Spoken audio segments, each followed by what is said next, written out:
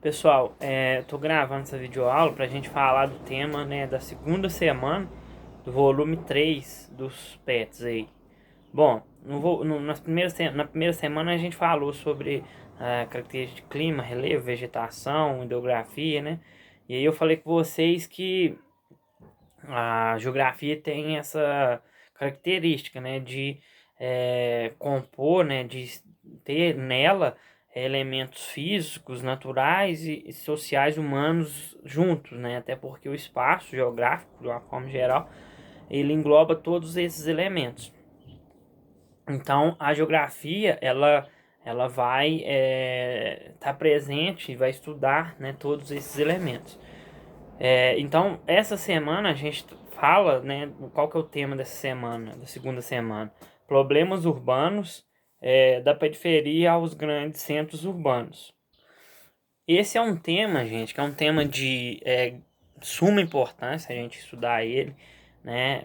É importante que vocês saibam isso, porque vocês vivenciam isso no cotidiano, mas tem que ter uma sequência cronológica certa de um tema para o outro, né? Igual quando eu estou em sala de aula, eu escolho os temas que eu estou trabalhando com minha turma para depois o próximo tema eu ver se tem uma sequência lógica, para ter uma sequência lógica nessa questão, até para auxiliar vocês, né? Esse material, né, dos pets não tem muito isso. Eu já venho falando isso várias nos dois primeiros pets eu falei, e terceiro continuo. Porque eu assim, por mais que tenha interação, que tenha uma certa ligação, né, igual eu falei, na geografia quase tudo vai ter interligação de um elemento com o outro, mas a gente tem que ter essa sequência mais lógica, né? A gente não pode pular de falar o que é, né, clima, relevo, hidrografia, clima, relevo, hidrografia e vegetação e passar para problemas urbanos assim de uma hora para outra, não. Né? Eu posso seguir essa sequência porque tem ligação, mas não é de uma hora para outra assim da forma que eles fazem. Mas infelizmente esse é o material que a gente tem para ser trabalhado, né? Então vamos falar um pouco sobre isso aí, né? Porque é o que a gente tem por momento. Bom, problemas urbanos da periferia aos grandes centros urbanos, né? Tá falando aí que é o tema, né, aliás, dessa semana. Bom, gente, vou começar a falar sobre o problema urbano em si, né? Por que existe vários problemas urbanos, né? Por mais que a gente mora numa cidade pequena, a gente aqui vai ter menos problemas urbanos, né? Devido, logicamente, ao tamanho da cidade, mas a gente vivencia também alguns problemas urbanos. Por quê? Por que tem esses problemas urbanos? Porque não há uma coisa, né? Dentro das cidades não existe algo que se chama planejamento urbano. E isso é de fundamental importância para qualquer cidade, né? No Brasil e no mundo inteiro. Uma cidade, ela para surgir, para ela nascer, né? Quando ela nasce, quando ela surge, já é ideal que ela se tenha esse planejamento urbano. Mas o que acontece? Tem cidades que surgiram, né, há muitos anos atrás, né? Por exemplo, vamos dar um exemplo de prazo. Então, a prazo, quando ela começa a surgir, não existia essa questão de planejamento urbano, não se pensava muito nisso. Então, essas cidades, elas realmente não vão ter esse planejamento. O que teria que se fazer? Hoje, né, com a cidade já existindo, já sendo habitada, já com problemas urbanos, ser pensado planejamentos urbanos para diminuir, né, esses problemas, sanar alguns deles e diminuir outros, né? E as cidades que começam a surgir, começaram a existir já a partir do momento que tinha esse pensamento de um planejamento urbano, que se tem esse planejamento urbano, né? Mas não basta também fazer o planejamento urbano quando surge a cidade, quando vai projetar uma cidade, que existe algumas cidades que são projetadas, não basta fazer no início e não dar sequência a ele. Por quê? Porque a cidade, ela passa por mudanças, né? Ela aumenta sua infraestrutura, sua população e tudo mais. Então, a partir do momento que ela muda, né, o planejamento sobre ela também tem que mudar, né? E se isso não acontece, essa cidade que foi planejada, que surgiu através de um planejamento, no começo não tinha problemas urbanos, a partir do momento que ela cresce, que ela muda, ela começa a surgir nela esses problemas urbanos. A gente tem no Brasil alguns casos assim, né? O caso de Belo Horizonte é um caso. Belo Horizonte foi uma cidade projetada, que se projetou ela, né? Mas o planejamento, ela foi mudando, ela foi crescendo, as suas infraestruturas aumentando e tudo mais. O que ocorreu? O planejamento não seguiu essa mudança, não acompanhou essas mudanças da cidade, né?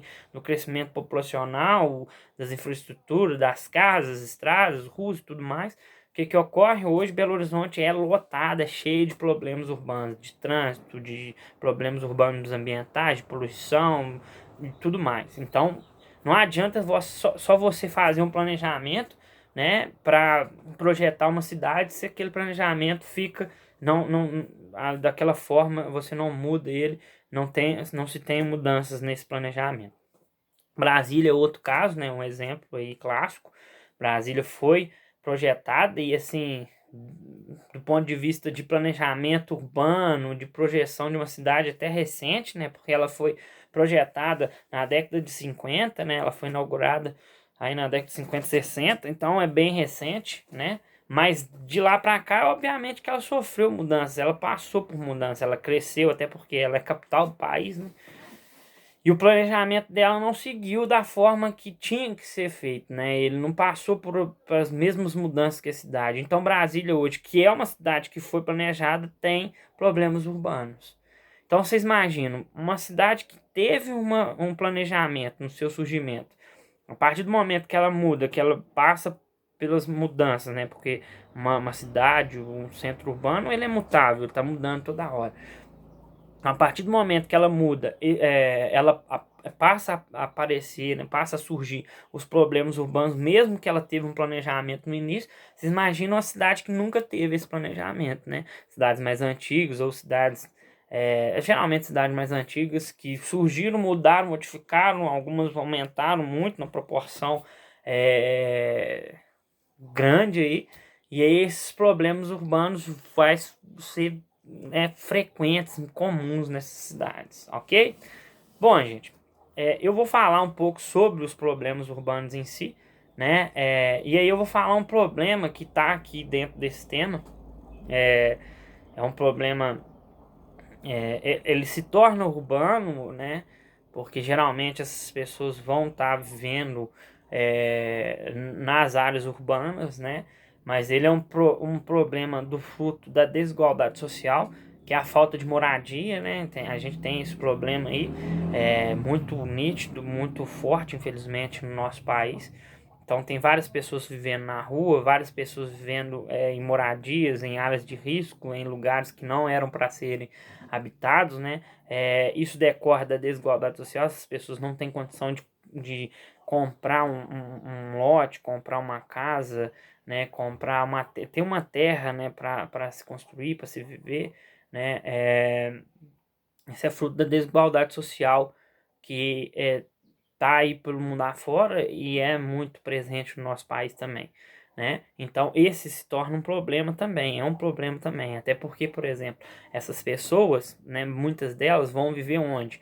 Em áreas de risco socioambiental, áreas que não deveriam ser ocupadas, por exemplo, margem de rio, né, lugares com uma declividade, que é muito íngreme, né, morros, né, que é sujeito muito a deslizamento de terra, acontecer vários acidentes em relação a isso.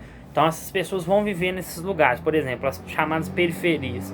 As periferias, elas vão surgir justamente por isso. As pessoas não têm condição de ocupar, de viver nos centros urbanos, nos lugares que são mais seguros para se viver, né? Ela não tem uma condição financeira para isso, não tem um poder aquisitivo para isso, porque a especulação imobiliária nesses lugares, ou seja, é muito caro, ela é alta, né? Então é muito caro para se viver nesses lugares, e aí a pessoa não tem essa condição de viver nesses lugares, e aí ela vai procurar outros lugares que ela possa viver. Esses lugares que são áreas de risco, né? Obviamente que eles são baratos, para se comprar, para se viver. Muitas das vezes elas nem compram, elas chegam e constroem. A margem de um rio, ela não tem um dono, né? Então a pessoa vai e constrói ali.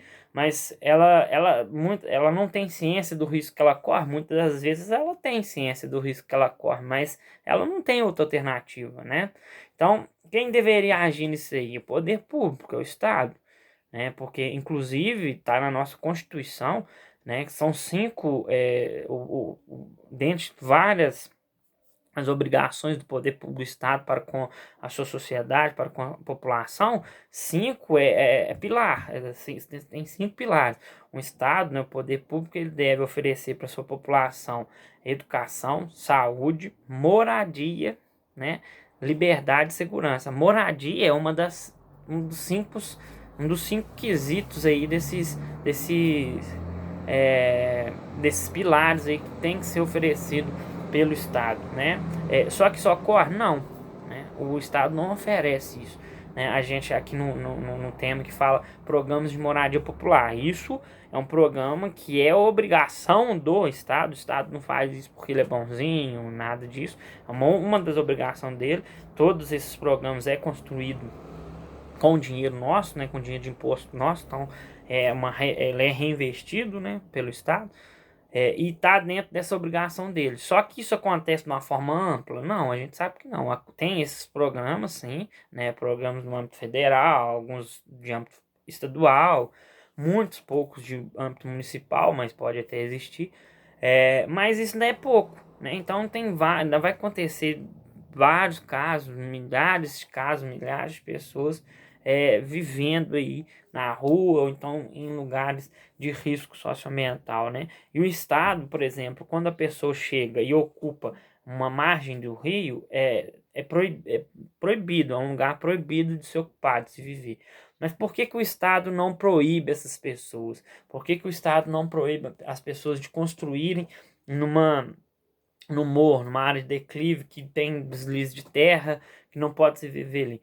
Justamente porque ele não cumpre com a obrigação dele, que é de oferecer essa moradia que a gente está falando. Então, já que ele não oferece a moradia, que é uma obrigação dele, ele deixa as pessoas ocuparem essas áreas que não poderiam ser ocupadas.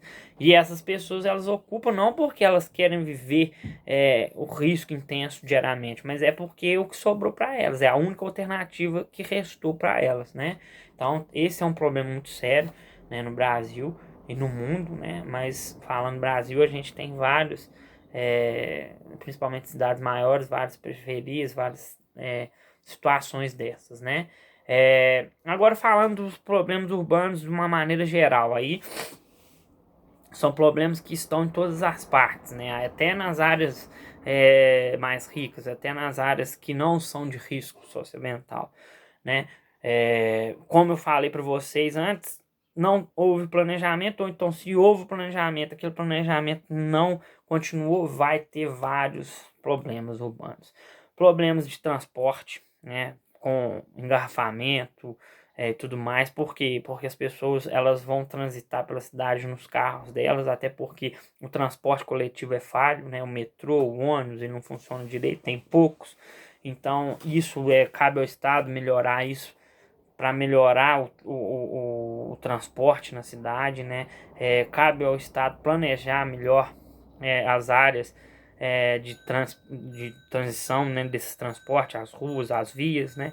É um problema, né, dessa infraestrutura de transporte. Tem os problemas ambientais, urbanos, problema de poluição sonora, poluição, poluição do ar, poluição da água. São vários problemas urbanos aí, poluição da água, por exemplo, às vezes porque o esgoto é jogado ali no córrego, no rio, sem nenhum tipo de tratamento, sem nenhum tipo de melhoria desse esgoto para ele estar sendo jogado ali para que não haja essa poluição, né? Os carros, quanto mais carros eu tenho circulando, maior vai ser a poluição atmosférica. E se, por exemplo, o transporte coletivo é falho, quanto mais falho ele mais carros eu vou ter circulando, porque ele não consegue englobar todas as pessoas, né? Então são vários os problemas. Aqui fala um pouco da violência urbana. A violência urbana é a falta, ela primeiro ponto dela surgir é por causa daquela desigualdade social lá que eu falei.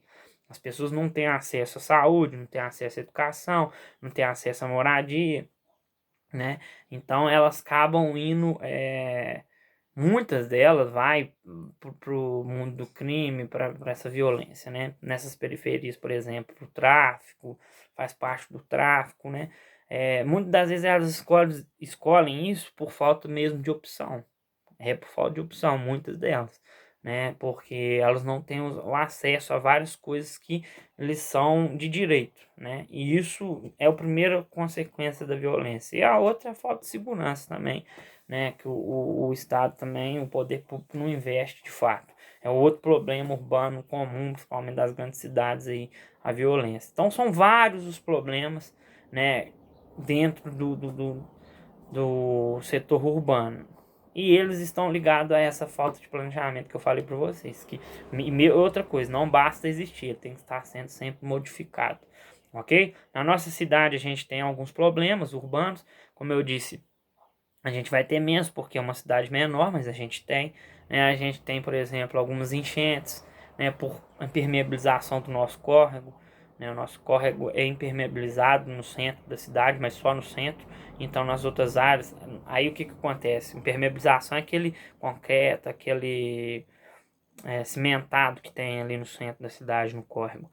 Quando a água passa ali, ela não infiltra, então ela passa de uma vez.